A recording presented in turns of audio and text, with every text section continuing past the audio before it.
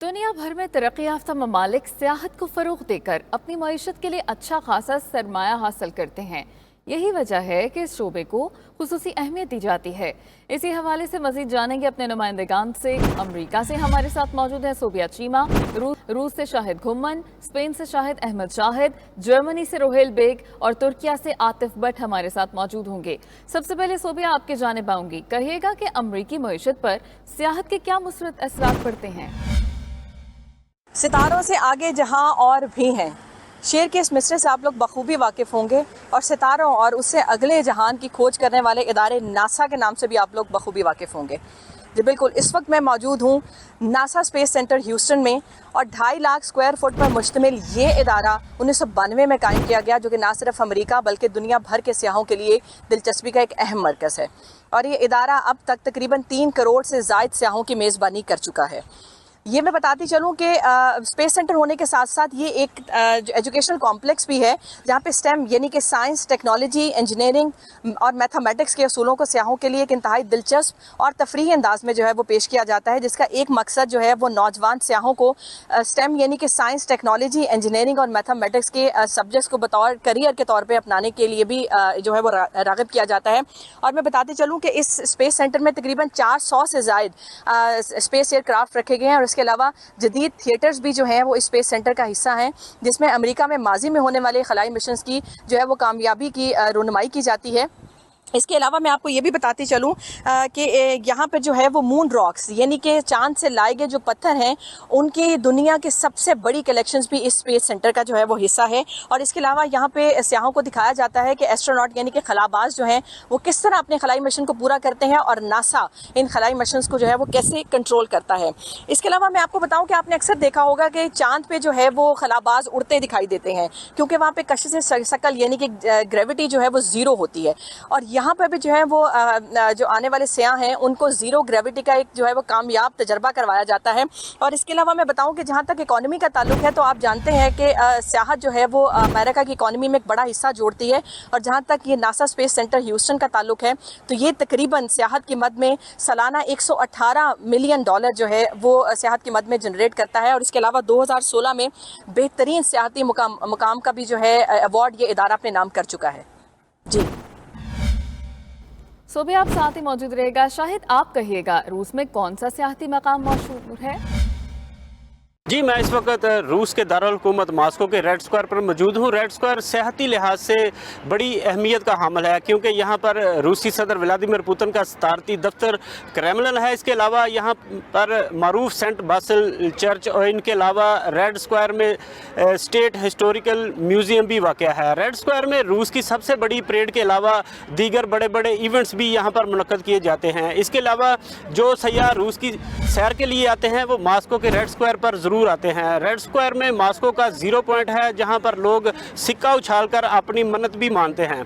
अगर अदादोशुमार की बात की जाए तो रवां साल 7.5 मिलियन के करीब गैर मुल्की अफराद ने रूस का दौरा किया। इनमें सियाहत के साथ साथ कारोबारी अफराद भी शामिल हैं। गुज़श्ता साल रूस को सियाहत की सनत से 573 बिलियन रूबल आमदन हुई थी, जबकि रवां साल ये आमदन 13% बढ़कर 765 बिलियन रूबल हो सकती है। सरकारी अदादोशुमार के मुताबिक इस साल की पहली छमाही में पहले नंबर पर उज़्बेकिस्तान के 17 लाख अफराद ने रूस का दौरा किया, जबकि दूसरे नंबर पर कज़ाकिस्तान के 14 लाख अफराद, ताजिकिस्तान के 11 लाख अफराद, किर्गिस्तान के 6 लाख अफराद, अबखाज़िया के 4 लाख अफराद, आर्मीनिया के 3 लाख अफराद, चीन के 3.25 लाख अफराद, आज़रबाईजान के 2.5 लाख, बेलारूस के 2.25 लाख, जबकि मंगोलिया के 1.25 लाख अफराद ने रूस का विज़िट किया। इसके अलावा तुर्की, जर्मनी, पोलैंड, मुत्तहिदा अरब अमारात और भारत से भी सियाहों की बड़ी तादाद ने रूस का विज़िट किया। टूर ऑपरेटर्स के मुताबिक इस वक्त मुत्तहिदा अरब अमारात और भारत से बड़ी तादाद में सियाहों की आमद जारी है और आने वाले दिनों में इनकी तादाद में मज़ीद इजाफा होने का इम्कान है। जी ठीक है, आप साथ ही मौजूद रहिए। शाहिद अहमद आप कहिएगा, स्पेन में आप किस मकाम पर मौजूद हैं और क्या सूरत हाल देख रहे हैं वहाँ पर? जी हाँ, आइए आज हम आपको सैर करवाते हैं बार्सिलोना के खूबसूरत सियाहती मकाम मैरी मैग्नम की। मैरी मैग्नम बार्सिलोना सेंटर के इंतहाई करीब साहिल समंदर पे वाक़े खूबसूरत तफरीही मकाम है, जो न सिर्फ मकामी लोगों की तवज्जो का मरकज है बल्कि दुनिया भर से आने वाले सयाह यहाँ पे आना जरूरी समझते हैं और बहुत इंजॉय करते हैं। फैमिलीज अपने बच्चों के हमरा जब साहिल समंदर पे आती हैं तो खूबसूरत शिप उनके मुंतजिर होते हैं, जो उन्हें इस खूबसूरत समंदर में 40 मिनट या 1.5 घंटे की सैर करवाते हैं, जिससे जो लोग होते हैं वो साहिल समंदर का तमाम इलाका और बार्सिलोना का समंदर में से खूबसूरत नजारा करते हैं। मैरी मैग्नम बार्सिलोना में आने वाले तमाम सयाहों को अपनी तरफ मुतवज्जे किए रखता है। इसकी खूबसूरती, इसकी दिलकशी जहां दिन के टाइम बड़ी खूबसूरत मालूम होती है, वहीं रात के औकात में भी यहाँ पे खूबसूरत लाइटिंग इसके हुस्न को कई गुना खूबसूरत बना देती है। यही वजह है कि न सिर्फ दिन के औकात में बल्कि रात के वक्त में भी यहाँ पे आने वालों का एक तांता बंधा रहता है। जी रोहिल बेग, आपकी जाने आऊंगी, जर्मनी में सयाह सबसे ज्यादा कहाँ का रुख करते हैं? जी बिल्कुल, मेरे अक़ब में वाक़या इस पुरशिकवा इमारत को दूसरी आलमी जंग में बतौर मिलिट्री कमांड इस्तेमाल किया जाता रहा।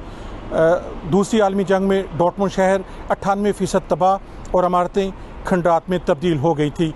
अब ये इमारत शहर का मरकज़ी सियाहती मुकाम है। इस इमारत को सकाफ़ती वर्से और म्यूज़ियम में तब्दील कर दिया गया है। यहाँ पर बाकायदगी से सकाफ़ती नुमाइशें मुनक़्क़द की जाती हैं। इसके अलावा रिसर्च वर्क किया जाता है और बच्चों में तख्लीकी सलाहियतें उजागर करने के लिए मुख्तलिफ़ प्रोग्राम्स मुनक़्क़द किए जाते हैं। सियाहत के मैदान में जर्मनी को पूरी दुनिया में ख़ास मुकाम हासिल है।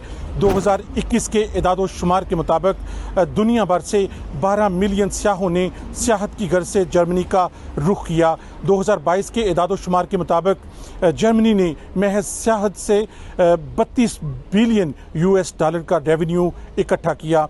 सियाहत के शोबे में होने वाली तरक्की जर्मनी की मईशत में अहम किरदार अदा करती है। जी